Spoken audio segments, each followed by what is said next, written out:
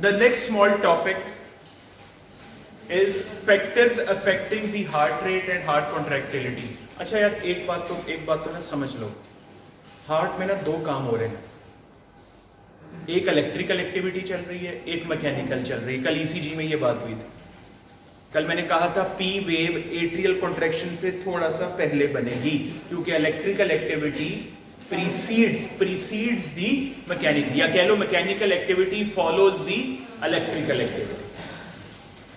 Electrical activity of the heart का check कैसे किया जाए? हार्ट रेट, हाँ ऑफ कोर्स ईसीजी वो तो है ही, लेकिन क्या है पैरामीटर, क्या है जिससे हमें पता लगे इलेक्ट्रिकल एक्टिविटी कैसे काम कर रही है? Heart rate. क्योंकि इलेक्ट्रिकल एक्टिविटी हार्ट का कौन सा पैरामीटर डिटरमिन करती है? Heart rate. और मैकेनिकल एक्टिविटी क्या डिटरमिन करती है? Heart contractility. हार्ट पंप कैसा कर रहा है? अगर मैं बहुत लेमन लैंग्वेज में बोलूं तो, अगर हार्ट की पंपिंग वीक है तो हार्ट का कौन सा पैरामीटर वीक है? हार्ट की कॉन्ट्रैक्टिलिटी ठीक नहीं। कॉन्ट्रैक्ट से ना कॉन्ट्रैक्टिलिटी, कि हार्ट की पंपिंग, ये वाला काम इधर देखो, ventricle contract relax, contract relax, contract relax, ये है मैकेनिकल एक्टिविटी। और वो जो हार्ट रेट है ऊपर से, वो जो हार्ट रेट आ रहा है ऊपर से, वो क्या है? Electrical activity. ये दो बातें ज़हन में रखें। अब इनके फैक्टर अफेक्टिंग, मैं आपको ना एक और तरीके से क्वेश्चन करवाता हूं, एक और तरीके से करवाता हूं इसको। तीन किस्म के इफेक्ट्स हैं, तीन किस्म के इफेक्ट्स, और उसमें हम फैक्टर्स भी कर लेते हैं। एक हम कहते हैं आयोनोट्रॉपिक इफेक्ट,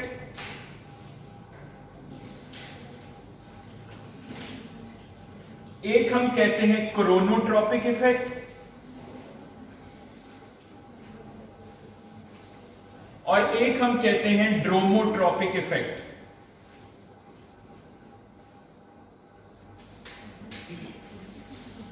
ये मैं आपको एक बिल्कुल ही डिफरेंट एंगल से एक काम करवाने लगा, लेकिन ये आपको इंशाल्लाह एमसीक्यू बॉल से सॉल्व करवाएंगे। जी, there are how many effects on the heart? There are three types of effects. One type is called as ionotropic, second is called chronotropic, this is N not M, chronotropic, and the third one is dromotropic effect. Inotropic effect किसको effect करता है? गौर से देखना है, heart contractility को। इसका major effect किस पे आता है?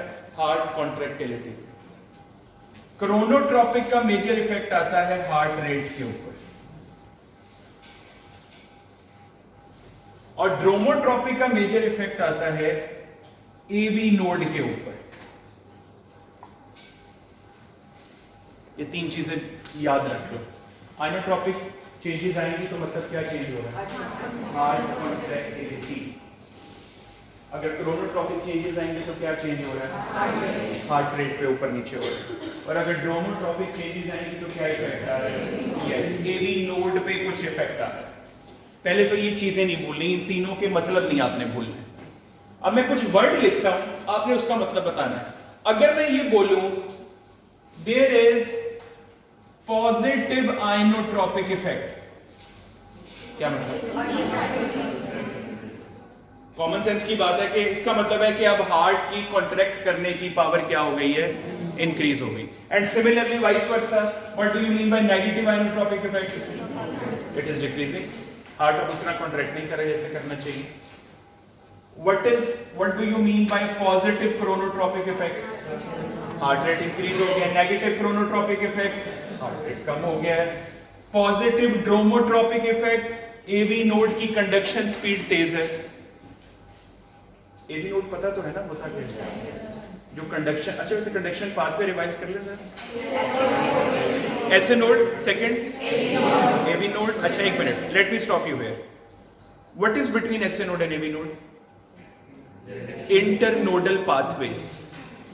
कुछ है ना आपस में कनेक्ट कर रहा है, ऐसे तो नहीं है कि यहां से वेव उसने ऐसे ओए वेव पकड़ी कैच कैच थोड़ी कर रहे हैं आपस में। कोई दरमियान में कोई पाथवेज है जिसको कनेक्ट, वो उसको क्या कहते हैं? इंटरनोडल। तीन होते हैं, तीन रास्ते होते हैं। There are three pathways by which the wave from SA node reaches the AV node. वो anterior, posterior, lateral तीन pathways बनते हैं। अच्छा, वो तीनों इकट्ठे होके अपना काम करके फाइनली किस पे पहुंचते हैं? AV नोड के ऊपर। AV नोड से आगे कौन निकल रहा है? बंडल ऑफ S, एक ही। एक ही सेंटर फाइबर है, strong, very strong. Bundle of his divide हो जाता है, ब्रांचेस दो देखता है, yes, right bundle branch, left bundle branch. वो जो राइट और लेफ्ट बंडल ब्रांच, अच्छा ऐसे नोड की लोकेशन, राइट एट्रियम लेटरल, अपर लेटरल, एवी नोड की location, right atrium lower medial. ये इंटरेस्टिंग है, दोनों के दोनों नोड्स राइट एट्रियम पे, एक अपर लेटरल कॉर्नर पे, राइट टॉप कॉर्नर पे, और एक कहां है, लोअर मीडियल, थोड़ा सा जहां लेफ्ट एट्रियम और राइट इंटर एट्रियल सेप्टम बन रहा है ना उसके पास, लेकिन है राइट एट्रियम में। वहां से कौन निकला, bundle of his, bundle of his enter हुआ जाके किसमें, left ventricle, sorry in the ventricle, interventricular septum. Interventricular septum से वहां से निकला right bundle branch, left, right गई राइट वेंट्रिकल में, लेफ्ट गई लेफ्ट वेंट्रिकल। अच्छा, जब ये ब्रांच जहां पे टर्मिनेट होने लगती है ना, वहां पे वेंट्रिकल ही खत्म हो जाते हैं, आगे है ही नहीं, वेंट्रिकल खत्म हो रहे हैं वहां। तो लेकिन इसके आगे भी ब्रांचेस होती है, उनका क्या नाम है, परकिंजे फाइबर। तो परकिंजे फाइबर, गौर से मेरा हाथ देखना, परकिंजे फाइबर वापस ऐसे आता है, ऊपर की तरफ आता है, क्योंकि हमारे वेंट्रिकल सीधे ऐसे नीचे ऐसे नहीं है। अब ऐसे अगर मैं स्टैंडिंग पोजीशन में हूं, तो अगर मैं साइड से दिखाऊं तो मेरा हार्ट ऐसे है 45 डिग्री इंक्लाइंड ऐसे पड़ा हुआ है। तो जाहिर है जब ऐसे आ रहे होंगे राइट लेफ्ट बंडल ब्रांच तो खत्म हो जाएंगे, तो परकिंजे फाइबर ऐसे निकल के ऊपर की तरफ आते हैं, लेकिन रहते वेंट्रिकल्स में। परकिंजे फाइबर ऊपर आके एट्रिया में नहीं जाते। तो क्विक रिवीजन दे दें, SA node, internodal pathways, AV node, bundle of His, right bundle branch, left bundle branch, Purkinje fibre. इसमें एवी नोड की इतनी इंपॉर्टेंस क्यों है, क्योंकि एवी नोड वो है जिसने सारे एट्रिया से वेव्स लेके, सारे एट्रिया से वो एक्शन पोटेंशियल लेके किसको ट्रांसफर करना है, आगे वेंट्रिकल से। और सोचो अगर एवी नोड में कोई गड़बड़ है, कोई प्रॉब्लम है, तो वो डायरेक्ट वेंट्रिकल को इफेक्ट करेगी। एसए नोड भी इंपॉर्टेंट है, इसमें कोई शक नहीं है, लेकिन एवी नोड तो बहुत ज्यादा इंपॉर्टेंट है, क्योंकि वो पाथ में, वो कनेक्शन, वो पुल है, वो ब्रिज है, जिससे सारी के सारे एक्शन पोटेंशियल जाके, और वेंट्रिकल ज्यादा इंपॉर्टेंट है हमारे लिए। वेंट्रिकल को हम अफोर्ड नहीं कर सकते कि वेंट्रिकल के नहीं यार आज संडे, आज इंशाल्लाह नहीं काम करना, कल से शुरू करेंगे, ऐसा कि वेंट्रिकल में नहीं चलेगा। अच्छा, एट्रिया में चल जाएगा, मैं आपको बताऊं, एट्रिया किसी के सही भी काम नहीं कर रहे, वो इतना ज्यादा प्रॉब्लम में नहीं पड़ता। हाँ है प्रॉब्लम, लेकिन इतनी ज्यादा नहीं, उसकी जान को बात नहीं आ जाएगी, लेकिन वेंट्रिकल को अफोर्ड नहीं कर सकते, इसलिए ये एवी नोडल कंडक्शन बहुत इंपॉर्टेंट है। इसीलिए जो ड्रोमोट्रॉपिक इफेक्ट है, अगर ये पॉजिटिव है तो ये एवी नोडल कंडक्शन की स्पीड बढ़ा देगा। समझ रहे हो इसका मतलब, कि वो जो ऐसे नोड से अब बात जानी है, एवी नोड से होते हुए वो बहुत जल्दी जाएगी, वेंट्रिकल जल्दी काम करेंगे। और अगर ये नेगेटिव ड्रोमोट्रॉपिक इफेक्ट हुआ तो बताओ, of course AV nodal conduction speed बहुत, वेलोसिटी बहुत कम हो जाएगी। तो are we clear with these three effects? इनका नाम समझ आ गया, इनका मतलब पता लगे। अब एक तो मैं आपको, अब मैं आ रहा हूं, अब ये फैक्टर्स लिखता हूं, ये तीनों इफेक्ट के नीचे फैक्टर लिखता हूं, तो आपको खुद ब ऑटोमेटिकली हमारा आंसर हो जाएगा। दो फैक्टर तो तीनों में शामिल कर दो, वो आपको ऑलरेडी पता भी है। जब मैं कहता हूं पता भी है, कोई बच्चे खुद परेशानी की शक्ल में है, हमें पता है। अच्छा, number 1 sympathetic nervous system and number 2 is parasympathetic nervous system.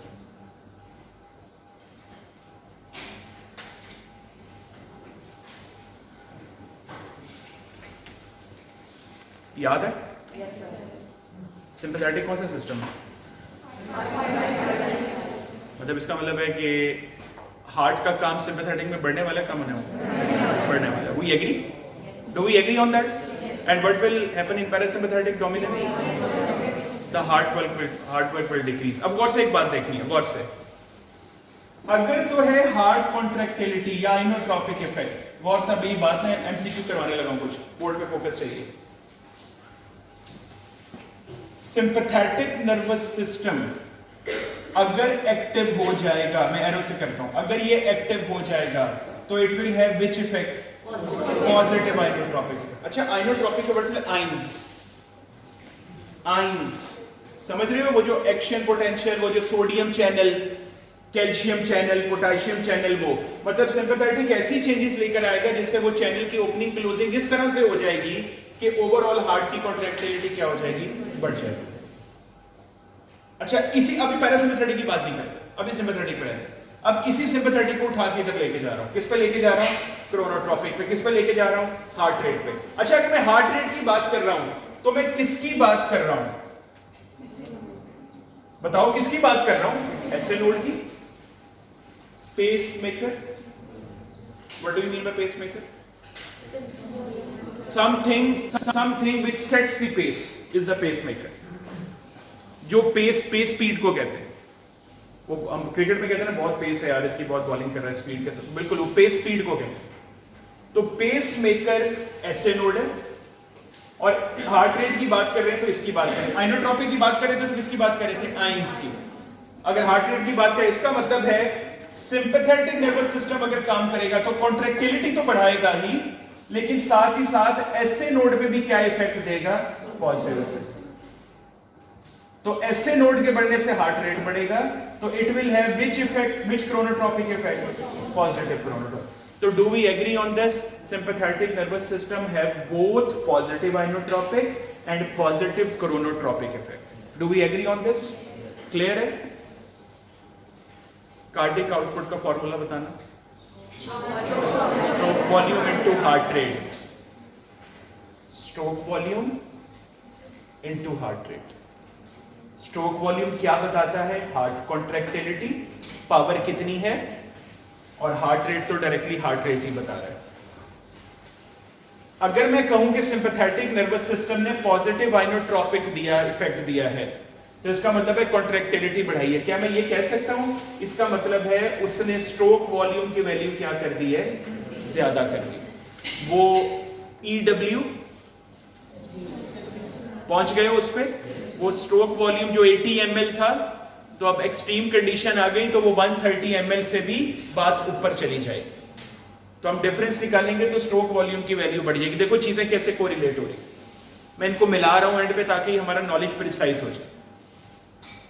अगर आपको एक क्वेश्चन आ जाए factor affecting the stroke volume, हम लिख सकते, इसका मतलब अगर स्ट्रोक वॉल्यूम की बात हो रही है तो किसकी बात हो रही है, आइनोट्रोपिक इफेक्ट की बात हो रही है, और आइनोट्रोपिक इफेक्ट की बात हो रही है तो फैक्टर ही तो पूछ रहा है। तो sympathetic nervous system increases the stroke volume by having a positive inotropic effect.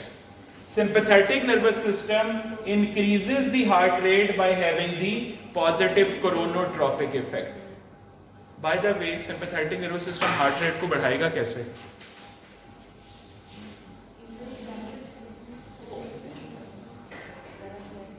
ऐसे नोड को इफेक्ट करके। इसका मतलब है कि ऐसे नोड पे इंपैक्ट आ रहा है, ऐसे नोड पे सिंपैथेटिक नर्वस सिस्टम पहुंच रहा है।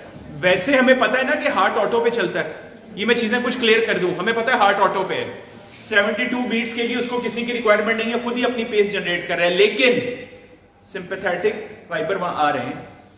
अगर कभी डोमिनेंस आने का कभी ऐसा मसला हुआ, फाइट फ्लाइट फ्राइट वाला, तो सिंपैथेटिक अपना काम शुरू कर देंगे। इसका मतलब है तब पेस मेकर ऑटोमेटिक नहीं रहेगा, तब पेसमेकर किसके कहने पे चलेगा, सिंपैथेटिक के कहने। और मैंने अभी आपको एग्जांपल दी है, हार्ट रेट बढ़ता हुआ कितना हो जाता है नॉर्मल के, 220 250, आपकी गार्डन की बुक लिखती है 250 बीट्स तक भी जा सकता है पर मिनट, इतनी एक्सट्रीम भी ले सकता है। तो ये इसका इफेक्ट है सिंपैथेटिक नर्वस सिस्टम। क्लियर होगी बात? हाँ, यहां पे एक बात समझ लो, अगर पैरासिम्पैथेटिक नर्वस सिस्टम है ना, तो पैरासिम्पैथेटिक का क्रोनोट्रोपिक इफेक्ट तो बहुत अच्छा है, नॉट पॉजिटिव, सॉरी नेगेटिव। ये जरा गौर से समझनी है बात।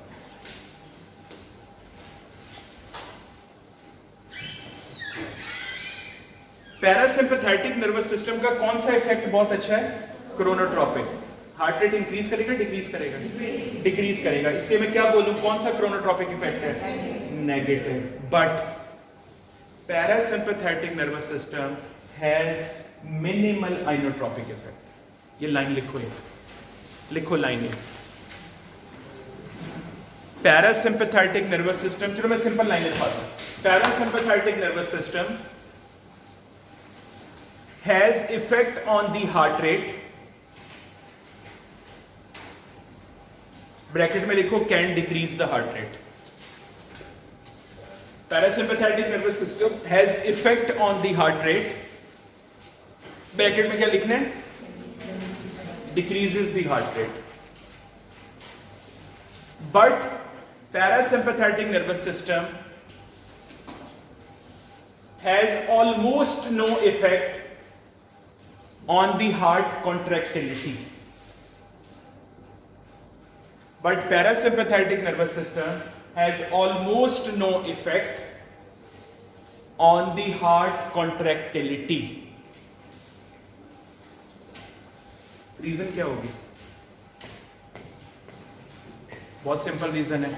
इधर देखो मेरी तरफ, सिंपैथेटिक की सप्लाई दोनों जगह पे आ रही है, एसए नोड पे भी आ रही है, हार्ट के मसल्स पे भी आ रही है, लेकिन पैरासिम्पैथेटिक की सप्लाई सिर्फ कहां आ रही है? एसए नोड पे आ रही है। अल्लाह ताला ने पैरासिम्पैथेटिक की जो सप्लाई है वो हार्ट मसल्स पे पहुंचाई नहीं। जब हार्ट मसल्स पे नहीं पहुंची है तो ऑटोमेटिक सी बात है कि कॉन्ट्रैक्टिलिटी में पैरासिम्पैथेटिक का इफेक्ट ना होने के बराबर है। अब अगर मैं आपसे पूछूं पैरासिम्पैथेटिक का आइनोट्रोपिक इफेक्ट क्या होता है? नहीं होता। पैरासिम्पैथेटिक का आइनोट्रोपिक इफेक्ट ऑलमोस्ट बिल्कुल नहीं होता। अब नेगेटिव भी नहीं बोलोगे, नेगेटिव तो तब बोलते हैं ना अगर ये फोर्स ऑफ कॉन्ट्रैक्शन को क्या कर देता, डिक्रीज कर देता, लेकिन इसका तो इफेक्ट ही कोई नहीं। अब ये बच्चे लिखते हुए एमसीक्यू में गलती होगी। अब सुनो, sympathetic nervous system has dash inotropic effect positive, sympathetic nervous system has dash chronotropic effect positive, parasympathetic nervous system has dash chronotropic effect negative, parasympathetic nervous system has dash inotropic effect no inotropic effect. और उसकी मैंने reason बता दी, supply नहीं, जब वहां पे fibre ही नहीं है तो काम कैसे करेंगे। और ये जो लास्ट में है ना ड्रोमोट्रोपिक इफेक्ट, ये बिल्कुल वैसा ही है जैसे क्रोनोट्रोपिक, ये सेम ही ऑलमोस्ट। एवी नोडल कंडक्शन को सिंपैथेटिक पॉजिटिव में ले जाएगा और पैरासिम्पैथेटिक किस में ले जाएगा? नेगेटिव में ले जाएगा, क्योंकि एवी नोड भी एसए नोड के बाद आ रहा है। तो अगर एसए नोड की पैरासिम्पैथेटिक सप्लाई है तो वो एवी नोडल कंडक्शन पे भी जरूर असर करेगी। ये बात क्लियर हो गई? क्या सिंपैथेटिक पैरासिम्पैथेटिक को फिट इन कर लोगे? तो भाई इसका मतलब है कि ओवरऑल आसान बात कर लेते हैं। सिंपैथेटिक का तीनों पे क्या इफेक्ट है? पॉजिटिव। पैरासिम्पैथेटिक का इन दो पे क्या इफेक्ट है? Positive negative. आइनोट्रोपिक पे है ही, बस ये हमारा नटशेल बन गया जो हमने पैरासिम्पैथेटिक और सिंपैथेटिक को फिट इन कर। ये कर लोगे आप लोग? आइनोट्रोपिक के अंदर मैं आपको दो चीजें ऐड करता हूं क्योंकि आपके करिकुलम का पार्ट है, वो दो चीजें मैं ऐड करके बता देता हूं। उन्होंने ये पूछा हुआ है कि यार ये प्लीज जरूर आपको आनी चाहिए ये चीज कि पोटाशियम आयंस और कैल्शियम आयंस का क्या आइनोट्रोपिक इफेक्ट आएगा अगर इसका प्लाज्मा लेवल ऊपर नीचे होगा तो।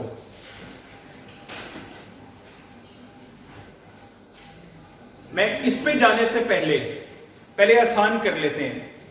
कैल्शियम आयन डीपोलराइजेशन कॉज करता है कि रीपोलराइजेशन? डीपोलराइजेशन, हार्ट मसल में डीपोलराइजेशन। और पोटाशियम को तो रूल ही है, ये जहां भी हो ये क्या करता है? ये मैं लिख रहा हूं यहां पे, ये चीज, यही वो आंसर है जो आपने जहन में रखना है, क्योंकि इसी से आप इफेक्ट बता सकते हो।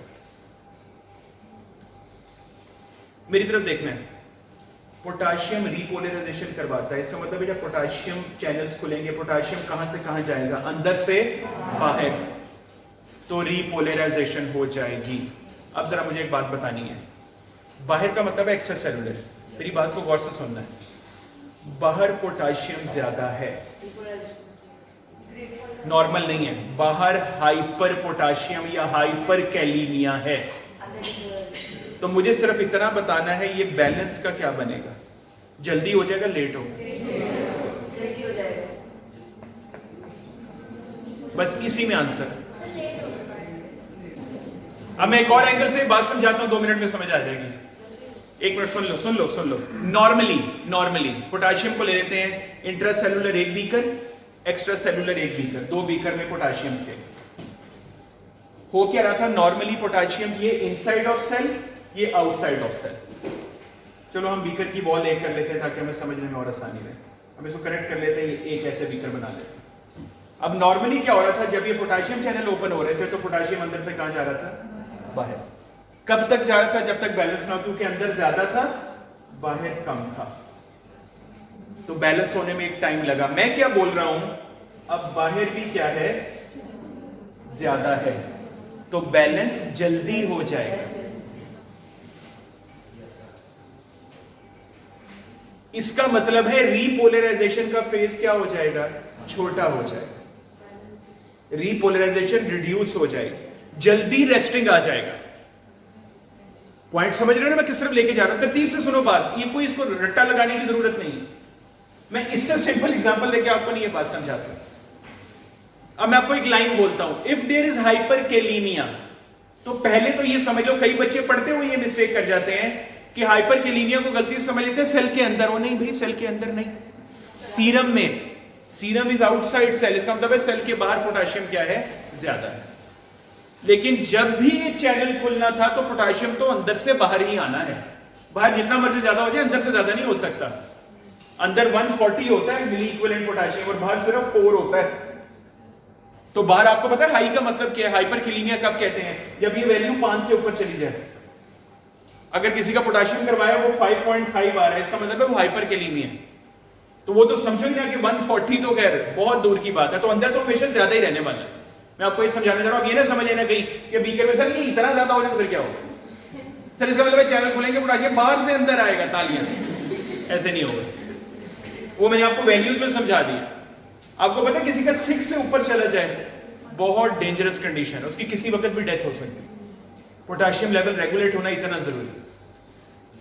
तो अब मेरी बात समझो, मैं आपको क्या बताना चाह रहा हूं, अगर बाहर पोटेशियम ज्यादा है तो जल्दी बैलेंस हो जाएगा, रीपोलराइजेशन फेज जल्दी खत्म हो जाएगा, रेस्टिंग जल्दी आ जाएगा। मैं आसान बात कर लेता हूं, अगर हाइपरकैलीमिया है तो इसका मतलब है कि हार्ट अनवांटेड रेस्टिंग में रहेगा, रेस्टिंग जल्दी आ जाएगा ना उसका। तो इसका मतलब है हार्ट, इसको बुक पता कैसे लिखती है, if there is hyperkalemia, if there is hyperkalemia in the blood, the heart becomes flaccid. Flaccid समझते हो? फ्लैसिड तो बहुत अच्छे, आप लोगों को अच्छा समझ आना चाहिए। मैं आपको फ्लैसिड का आसान वर्ड मतलब बताऊं, सुस्ती। अब अच्छा समझ आएगा। फ्लैसिडिटी इज व्हाट, सुस्ती। हार्ट सुस्त पड़ा हुआ है, जस्ट इमेजिन करो। हार्ट को बीट करने के टाइम में अंगड़ाई ले, अब बीट करते हैं, सिर्फ 15 सेकंड ले लिया हार्ट ने इस काम के लिए और बंदा गिरा पड़ा है नीचे। तो हाइपरकैलीमिया सो मच डेंजरस, ये हार्ट को फ्लैसिड कर देता है। What will be effect of hypokalaemia, आपने बताया। रीपोलराइजेशन फेज ज्यादा टाइम लेगा, रेस्टिंग बहुत देर बाद आएगा, हार्ट पे ज्यादा जोर पड़ने वाला है। तो हाइपोकैलीमिया अनवांटेड कॉन्ट्रैक्शन शुरू करवा देगा और हाइपरकैलीमिया क्या करवा देगा, हार्ट को फ्लैसिड कर देगा। और ये जो कैल्शियम लेवल है, मुझे आप खुद बता दो अगर पोटेशियम समझ आ, अच्छा पोटेशियम जिसको नहीं समझिए हाथ खड़ा कर लो, मुझसे दोबारा पूछ लो। हाइपोकैलीमिया उल्टा हो गया ना, ये बीकर की एग्जांपल उल्टी कर लो। नॉर्मली पहले इतना था, अब इतना रह गया, ये वैल्यू 3 से नीचे चली गई है। तो इसका मतलब है इसको बैलेंस करने में टाइम भी ज्यादा लगेगा। रीपोलराइजेशन ग्राफ पे जाओ, ग्राफ ये था रीपोलराइजेशन, तो ये ग्राफ यहां तक आने वाला है भाई। रीपोलराइजेशन बहुत देर, रेस्टिंग बहुत देर बाद आएगा। तो हार्ट जब इतनी देर इसमें रहेगा तो इसका मतलब है हार्ट एक्शन पोटेंशियल में।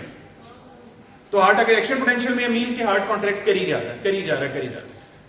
अब ये जरा इमेजिन करो आप कि ना सिंपैथेटिक है ना पैरासिम्पैथेटिक है, कोई डोमिनेंस नहीं है, खाली आयन लेवल चेंज होने पे भी हार्ट की आइनोट्रोपिक इफेक्ट आ रहा है इसमें। ये तो सिंपैथेटिक पैरासिम्पैथेटिक तो समझना बहुत ही आसान था, ये समझो जरा। अच्छा मुझे बताओ, अगर हाइपरकैलीमिया का जो इफेक्ट है वो हाइपरकैल्सीमिया का होगा कि हाइपोकैल्सीमिया का? हाइपो का, उल्टा होगा ना, क्योंकि ये डीपोलराइजेशन करवाता है। तो इसका मतलब अब आपने लिखवाना है मुझे पॉजिटिव आइनोट्रोपिक इफेक्ट पोटेशियम में, हाइपो और hyper, hypokalaemia, unwanted contraction positive, और कैल्शियम में हाइपरकैल्सीमिया, और नेगेटिव में ऑपोजिट हो गया, क्या हो गया, हाइपरकैलीमिया और हाइपोकैल्सीमिया। ये आपको आने चाहिए, लेकिन ये सिर्फ आइनोट्रोपिक है। Late me stop you here, only in inotropic, ये इफेक्ट और कहीं मेंशन नहीं करना है, क्योंकि आइनोट्रोपिक में ही आइंस की चेंज आती है, इनका इस पे कोई इफेक्ट नहीं है। हार्ट रेट और इस पे नहीं हमने जाना, हम सिर्फ फोर्स ऑफ कॉन्ट्रैक्शन की बात कर रहे हैं, हम इसको ऑल्टर कर देगा। हम सोडियम की क्यों बात नहीं कर रहे? Because during a single cardiac muscle contraction sodium का रोल है, लेकिन बहुत मिनिमल है। सोडियम की जगह कौन रिप्लेस कर लेता है यहाँ पे? कैल्शियम भाईजान आ जाए। कैल्शियम कहते हैं ये काम मैं करूंगा, तुम रिलैक्स करो, तुमने काफी अब काम कर लिया, ब्रेन न्यूरॉन्स के अंदर सोडियम की डोमिनेंस थी, ये काम यहाँ पे किसने ले लिया है? कैल्शियम ने ले लिया। पॉजिटिव आइनोट्रोपिक लिखवाना जरा। Sympathetic nervous system, hypokalemia, hypercalcemia, very good. Negative inotropic parasympathetic है? नहीं है, वेरी गुड वेरी गुड। उसके बाद hyperkalemia, hypocalcemia, very good. Positive chronotropic effect, sympathetic nervous system, यहां पे आइंस नहीं डाल देना, वो स्टूडेंट फॉर्मूला नहीं चला लेना कि जिसको यहां पॉजिटिव है उसको सब में पॉजिटिव है, जिसका यहां नेगेटिव उसको सब में नेगेटिव। हमने पॉइंट्स बनाने थे, नंबर लेने हमने, तो 1 2 3 तो पूरा करना ही करना है, तो फिट कर दो कहीं से दरमियान में। सर को तरस आ ही जाएगा देख के कि सर देखे अल्हम्दुलिल्लाह स्टूडेंट ने कितनी ज्यादा आजी के साथ लिखा है, आजी के साथ नंबर काटने पड़ते हैं हमें। उसके बाद ड्रोमोट्रोपिक इफेक्ट में positive dromotropic effect sympathetic nervous system, negative dromotropic effect parasympathetic nervous. तो factor affecting heart rate and contractility को आज के बाद किसके अंदर करना है? Inotropic, chronotropic, dromotropic effect. आपको जो चीज भूलेगी अभी बता रहा हूं, एज हम भी स्टूडेंट रहे हैं, अभी बता रहा हूं जो चीज भूलेगी, ये मिक्स कर दोगे कि आइनोट्रोपिक का मतलब क्या है, क्रोनो का मतलब क्या है, ड्रोमो का, ये जो नीचे लिखे ना ब्लैक में, ये मिक्स कर दो, ये ना मिक्स कर दो। आप में से कुछ बोल रहे होंगे क्रोनोट्रोपिक का मतलब है हार्ट कॉन्ट्रैक्टिलिटी, नहीं, क्रोनोट्रोपिक का मतलब है हार्ट। आइनोट्रोपिक का मतलब एवी नोड नहीं है, आइनोट्रोपिक का मतलब क्या है? Heart contractility. तो ये बता लोगे, कर लोगे ये? आप जब ये चैप्टर पढ़ोगे ना, चैप्टर कंक्लूड हो गया। ये चैप्टर जब आप पढ़ोगे ना, इसमें एक चीज लिखी हुई है, एक लॉ लिखा हुआ है, फ्रैंक स्टॉर्लिंग लॉ। वो मैं खुद डेलिबरेटली अभी नहीं करवा रहा, वो मैं आगे जाके कार्डिक आउटपुट का टॉपिक एक चैप्टर 20 आता है, वहां पे जाके करवाऊंगा, तो आपने परेशान नहीं होना। आप जब चैप्टर पढ़े होगे, फ्रैंक स्टॉर्लिंग लॉ का आएगा, वो पढ़ जाना, समझ आए तो ठीक, ना आए तो कोई प्रॉब्लम नहीं, लेकिन परेशान नहीं होना, मैंने उसको स्किप नहीं किया। वो आगे मुकम्मल एक पूरा चैप्टर है, वहां पे मैं डिटेल के साथ वो टॉपिक इंशाल्लाह करवाऊंगा। Thank you very much.